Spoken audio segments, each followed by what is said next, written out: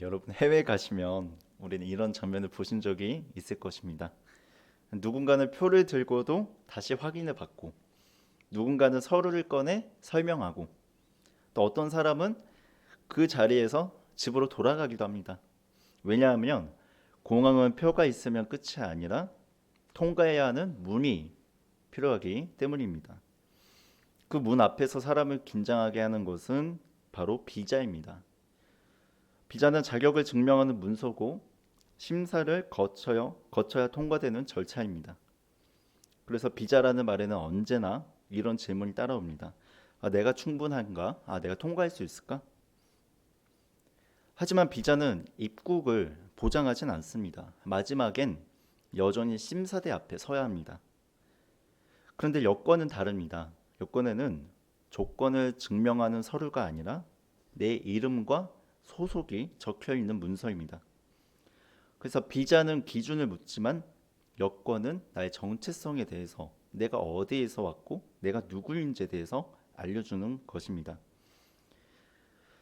이 사람은 어디에 속해 있는가가 알려주는 것이 여권이라면, 우리의 신앙도 어느 순간부터 여권과 비자로 만약에 비유를 했을 때 하나님 앞에서 축복을 여권처럼 받기보다 비자처럼 따내려는 마음이 생길 때도 있습니다. 무슨 말이냐면, 다시 말해서 우리가 여권이 아닌 여권보다는 비자처럼 따내려고 한다는 마음이란, 내가 더 잘하면 통과될 것 같고 더 간절하면 응답받을 것 같고, 그래서 내가 늘 하나님 앞에 섰을 때 나는 괜찮은가? 내가 하나님 앞에 나아갈 수 있을까? 하나님께서 나를 받아주실까? 라는 것이 제가 한번 붙여본, 내가 하나님 앞에서 어떻게 서 있는 모습을 비자와 여권으로 한번 저는 생각을 해보았습니다. 오늘 본문 말씀에서도 야곱은 하나님을 만나서 축복을 구하고 새로운 이름을 얻는, 우리가 잘 아는 본문입니다. 야곱은 축복을 구했지만 사실 그가 원하는 건 무엇이었는지 오늘 본문 말씀 통해서 한번 살펴보았으면 좋겠습니다. 32장 22절에서 24절까지의 말씀입니다. 저와 여러분이 한번 읽도록 하겠습니다. 함께 읽겠습니다.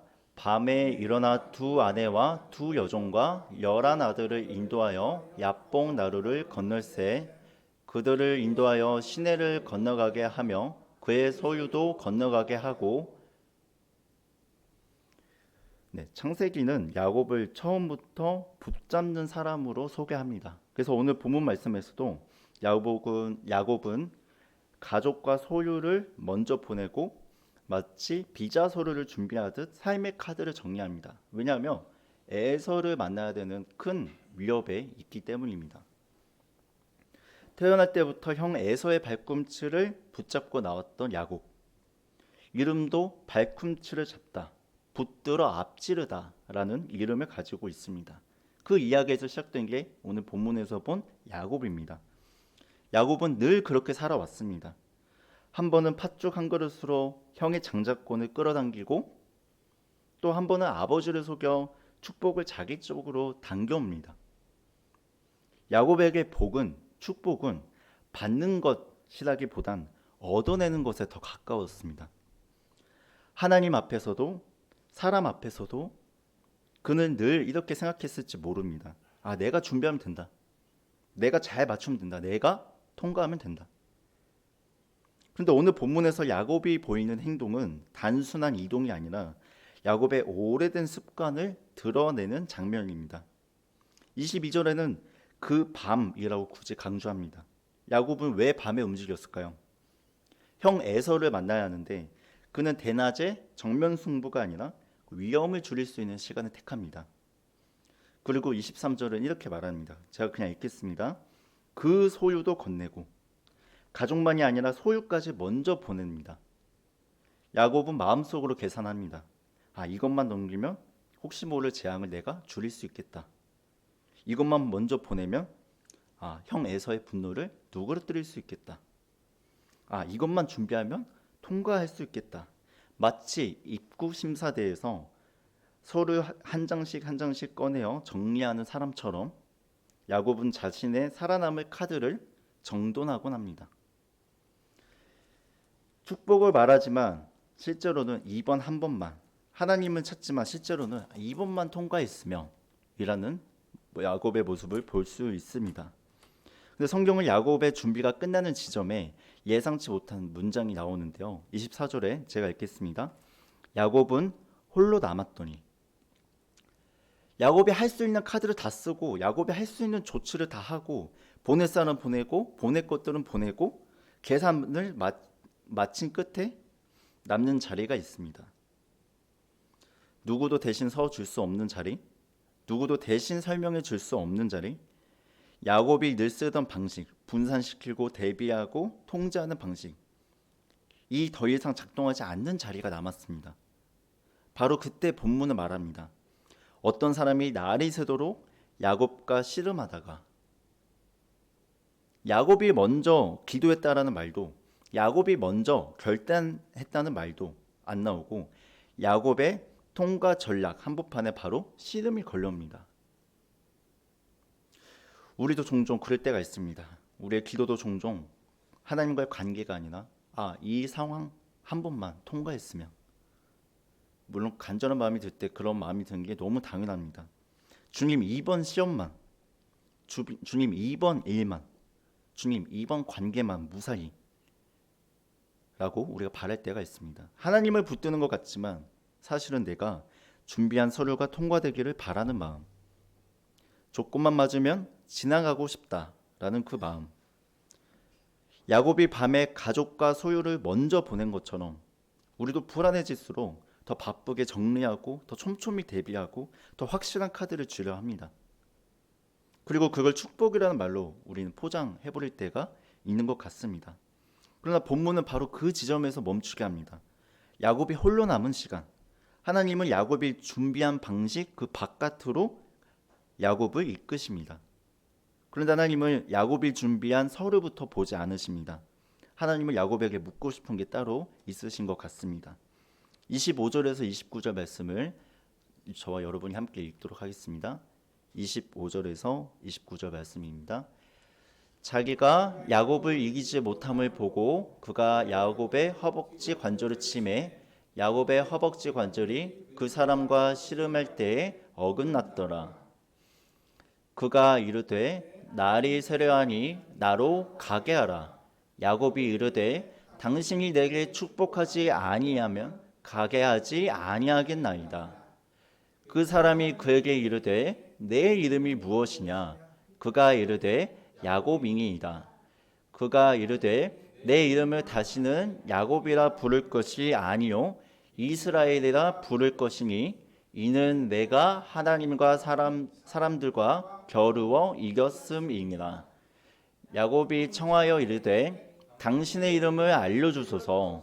그 사람이 이르되 어찌하여 내 이름을 묻느냐 하니 거기서 야곱에게 축복한지라.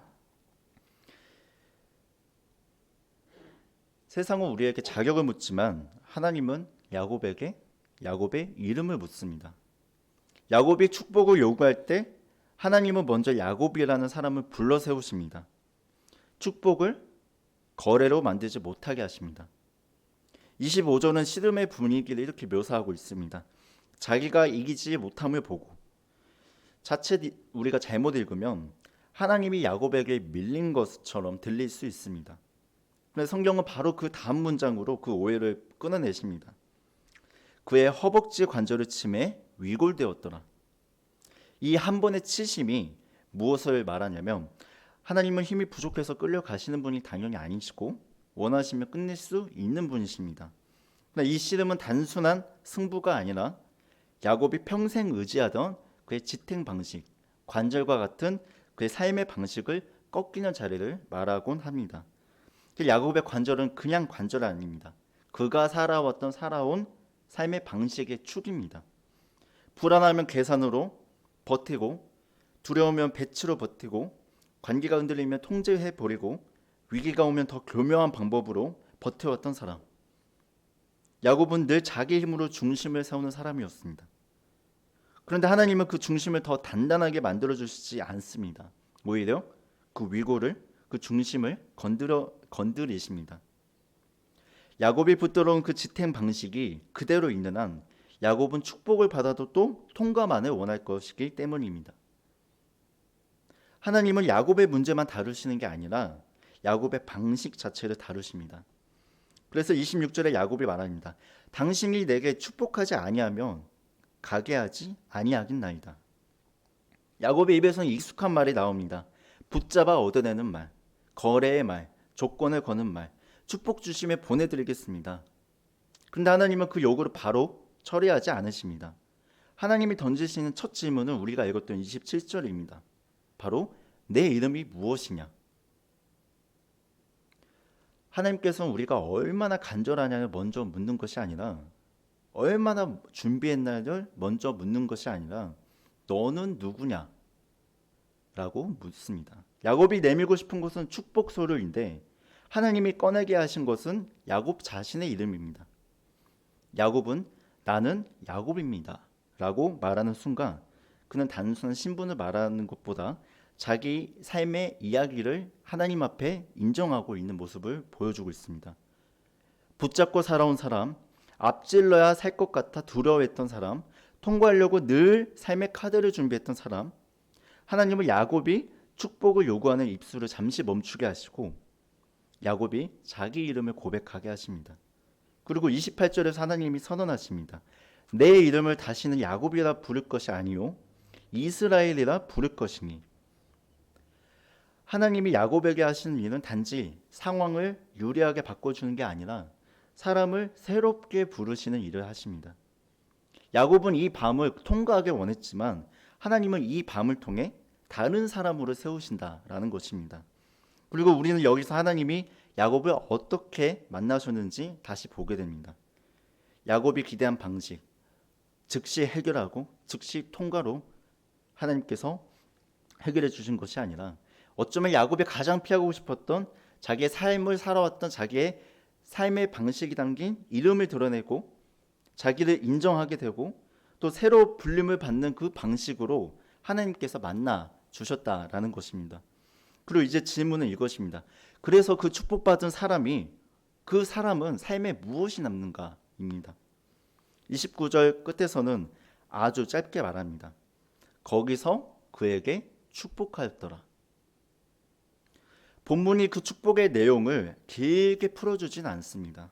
대신 본문은 축복을 설명하기보다 축복을 받은 야곱에게 무엇이 남았는지를 보여주고 있습니다. 30절로 가면 야곱이 먼저 말을 합니다. 야곱이 그곳 이름을 브니엘이라 하였으니. 야곱이 하는 일은 하나님과 대면한 후 사건이 끝나자마자 그 장소에 이름을 붙입니다.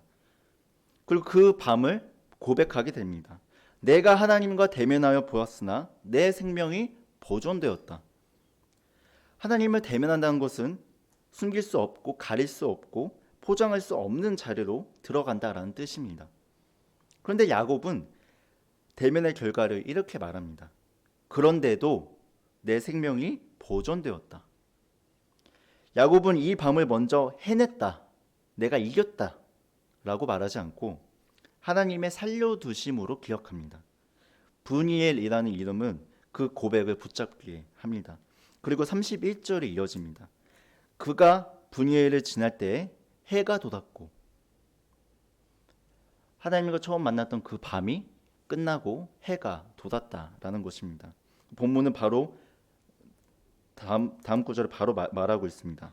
그는 허벅지로 말미암아 절뚝거렸더라. 본문은 이 밤을 지나간 야곱에게 감상보다 현실을 남겨둡니다. 해가 돋았지만 몸은 예전 같지 않습니다. 이 장면은 야곱이 겪었던 그 밤이 단순히 기억으로만 남지 않는다는 걸 보여주고 있습니다. 그 32절이 이 사건이 개인의 이야기로 끝나지 않고 공동체의 기억이 되도록 이야기는 이야기하고 있습니다. 그러므로 이스라엘 자손은 야곱의 허벅지 관절을 친 근육을 먹지 아니하니. 그러므로 한 민족의 관습이 설명되게 합니다. 한 개인의 야곱이 겪었던 경험이 후손의 식탁들까지 내려가서 사람들이 시간이 지나면 잊을 수 있는, 미화될 수 있는 이야기를 아주 구체적인 방식으로 바꿔버리며 오늘 본문이 마지막으로 끝나게 됩니다. 이 밤을 잊지 말라가 오늘 본문에서 야곱에게 이야기하고 있습니다. 야곱의 밤은 야곱에서 끝나지 않고 이스라엘이 기억하게 되는 이야기입니다. 오늘 본문은 끝까지 따라가다 보면 야곱이 원래 원했던 축복은 어떤 축복이었는지 우리가 알 수 있습니다. 바로 비자형 축복과 가까웠다라는 것입니다.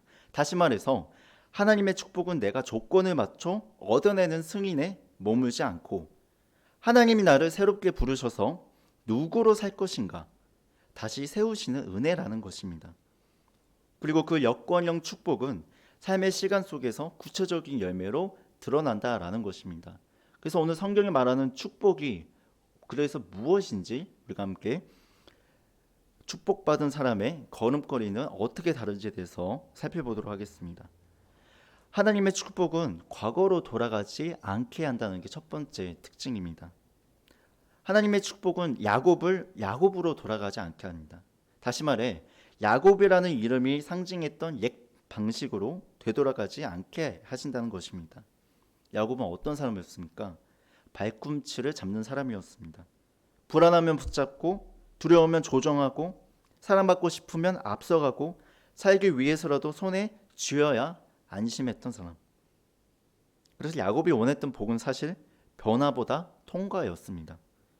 오늘만 넘기면 된다. 이번만 무사하면 된다. 그 마음으로 야곱은 늘 계산해왔고 늘 대비했고 늘 자기 방식으로 축복을 확보하려 했습니다. 그런데 하나님이 하신 일은 야곱의 과거를 들춰 부끄럽게 하신 일이 아니라 하나님은 야곱을 멈춰 세우시고 단 하나를 물으셨습니다. 내 이름이 무엇이냐? 야곱은 야곱입니다. 나는 붙잡고 살아온 사람입니다. 그리고 하나님은 이야기하십니다. 다시는 너를 야곱이라 부르지 않겠다. 하나님은 야곱에게 먼저 상황의 출구를 주지 않으시고 이름의 출구를 열어주셨습니다. 상황이 바뀌어도 이름이 그대로면 우리는 또 과거의 방식으로 돌아가기 때문입니다. 에서를 만나도 두렵고 축복을 받아도 불안하고 평안이 와도 다시 움켜쥐려 하기 때문입니다. 우리도 비슷합니다. 하나님 앞에서 축복을 구하면서도 마음 깊은 곳에 우리가 통과를 구할 때가 많습니다. 이번 문제만 해결되면, 이번 사건만 무사하며, 이번 달만 지나가며, 그래서 우리도 야곱과 같이 우리 마음속에 비자서를 준비할 때가 많습니다. 조건을 갖추고 자격을 갖추고 안전장치를 붙잡게 됩니다. 그런데 그 서류가 흔들리는 순간 우리는 다시 익숙한 과거로 다시 또 돌아가게 됩니다. 불안으로, 비교로, 조급함으로 스스로 옛날 우리 삶의 모습을 증명했던 옛 방식으로 돌아가게 한다는 것입니다. 그래서 2026년 우리에게 주신 하나님의 축복은 과거에 머무는 위로가 아닙니다. 하나님은 우리를 다시 야곱이라 부르지 않으시고 새 이름으로 부르십니다. 붙잡아 얻어내는 사람이 아니라 하나님 앞에 서서 부름을 받는 사람, 통과를 위해 살아가는 사람이 아니라 정체성으로 살아가는 사람. 그러므로 우리가 오늘 말씀을 통해서 2026년 우리도 더 이상 옛 방식으로 하나님의 축복받은 사람이라며 하나님께서 부르시는 새로운 이름 이스라엘, 그 이름으로 함께 살아가는 우리 모두가 되길 간절히 소망합니다. 하나님의 축복 두 번째 특징은 하나님의 축복은 현재를 하나님 앞에 서게 합니다. 하나님의 축복은 우리의 오늘을 문제없는 하루로 만들지 않고 하나님 앞에 서 있는 하루로 만드신다라는 것입니다. 30절에 내가 하나님과 대면하여 보았으나 내 생명이 보존되었다라고 기록되어 있습니다. 이 한 문장에는 야곱의 현재가 담겨 있습니다. 아직 야곱은 문제가 해결된 것이 아닙니다. 아직 에서를 만나지 못했습니다. 그런데 축복을 받았다고 오늘 본문은 이야기하기 때문입니다. 아직 야곱은 에서도 만나야 되고 아직 그 두려움은 끝나지 않았고 아직 가야 할 길은 남았습니다. 근데 야곱은 문제가 사라졌다라고 말하지 않습니다. 하나님 앞에 섰는데도 하나님께서 나를 살려두셨다라고 말합니다. 현실이 정리돼서 평안한 것이 아니라 현실 한복판에서 하나님이 나를 버리시지 않으셨다라는 그 사실을 붙들게 되었다라는 것입니다. 우리도 야곱의 모습과 같을 때가 있습니다. 우리는 늘 해결을 기다립니다. 해결되면 믿음이 쉬워질 것 같고, 정리가 되면 기도가 자연스러워질 것 같고, 상황이 좋아지면 감사가 날 것 같습니다. 그런데 하나님은 종종 우리의 오늘을 정리된 날로 허락해 주지 않으십니다. 대신 하나님 앞에 서는 날로 허락해 주십니다. 마음이 아직 복잡해도, 관계가 아직 불편해도, 우리의 계획이 아직 불확실해도 하나님 앞에 내가 서 있다라는 그 자리를 무너지지 않게 붙드신다라는 것입니다. 나는 끝까지 숨지 못했다. 나는 끝까지 포장하지 못했다. 그런데도 하나님이 나를 살려두셨다. 이것이 현재를 살아내게 했던 야곱의 고백입니다. 하나님의 축복은 통과로 끝나지 않습니다. 하나님의 축복은 오늘을 다시 바라보게 하며 같은 하루인데도 그 하루 누구와 걷느냐가 달라지게 되는 것이기 때문입니다. 여전히 해야 할 일이 남아있는데도 그 일이 무너짐이 아니라 우리의 걸음이 됩니다. 아직 완벽하지 않은 나를 보면서도 다른 사람과 비교하는 게 아니라 하나님이 주신 은혜를 붙들게 됩니다. 오늘을 살아가게 하는 내 삶을 붙드는 근거는 하나님의 보존하심이기 때문입니다. 그래서 하나님의 축복은 오늘을 편안하게 만드는 것이 아니라 오늘을 하나님 앞에 살게 하는 능력이라는 것입니다. 두 번째, 현재를 살아가게 하는 그 축복을 통해서 2026년 우리가 이렇게 고백했으면 좋겠습니다. 모든 일이 잘 풀리게 해주세요 라고 하는 것도 우리의 바람이지만, 그보다도 더 오늘 본문 통해서 우리에게 주시는 축복은 이것이라고 생각합니다.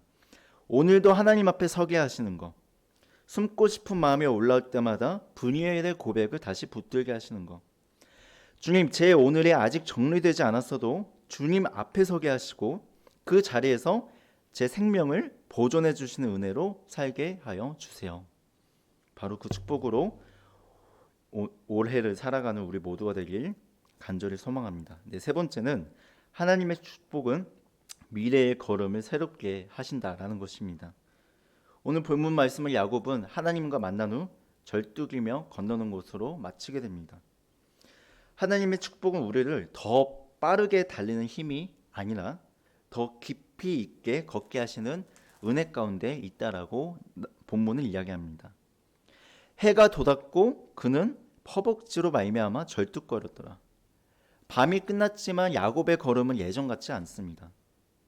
그는 더 이상 옛 야곱처럼 뛸 수 없습니다. 그런데 바로 그 절뚝거리는 걸음 안에 하나님과의 만남이 남긴 은혜의 흔적이 남겨 있습니다. 이 말씀은 절뚝거림을 단지 상처로 남겨두지 않고 이스라엘 전체 공동체가 기억해야 할 규정으로 기록해 둡니다. 그 밤을 잊지 말라라는 말씀입니다. 그 은혜의 흔적이 앞으로의 걸음으로 바꾸어야 된다라는 뜻입니다. 그래서 야곱은 이제 이전과 같이 더 이상 밀어붙이지 않습니다. 앞지르지도 않고 조작하지도 않고 그는 절뚝거리지만 하나님과 함께 걷는 사람이 됩니다. 축복은 더 강해진 내가 무엇을 이루는 것이 아니라 더 의지하는 내가 누구와 함께 걷는가로 달라진다라는 것입니다. 하나님의 축복은 우리의 미래를 안전하게 보장해주는 보험이 아니라 우리가 흔들려도 하나님과 동행하는 길에서 주저하지 않게 하시는 은혜의 동행입니다. 속도가 느릴지라도 방향을 잃지 않게 하시고, 상처가 남을지라도 멈추지 않게 하시고, 두려움이 있을지라도 하나님의 이름을 따라 끝까지 걸어가게 하시는 것, 그것이 오늘 본문에서 이야기하는 하나님의 축복이라는 것입니다. 하나님의 축복은 고통 없는 걸음을 약속하지 않으시지만 길을 잃지 않는 걸음을 만들어 주십니다. 우리가 절뚝거릴지라도 끝까지 하나님과 걷게 하시는 은혜, 그것이 바로 우리에게 본문 말씀 통해서 말씀하시는 하나님의 세 번째 축복의 특징입니다. 네, 말씀을 마무리하겠습니다. 하나님의 축복은 새로운 이름으로 우리의 과거를 끊어내고 현재는 오늘을 살아가는 하나님과 대면하는 길을 걷게 하시며 하나님과 미래를 동행하게 하시는 은혜라는 것을 본문 말씀 통해서 우리가 살펴보았습니다. 더 이상 야곱의 이름을 살지 않고 브니엘의 고백으로 오늘을 살며 절뚝거릴지라도 하나님과 함께 걸어가는 삶.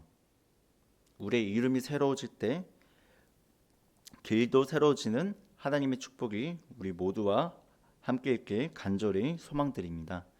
네, 기도하겠습니다. 하나님 아버지 감사합니다. 야곱이라는 이름으로는 더 이상 살 수 없기에 우리에게 이스라엘이라는 새 이름을 허락하셨습니다.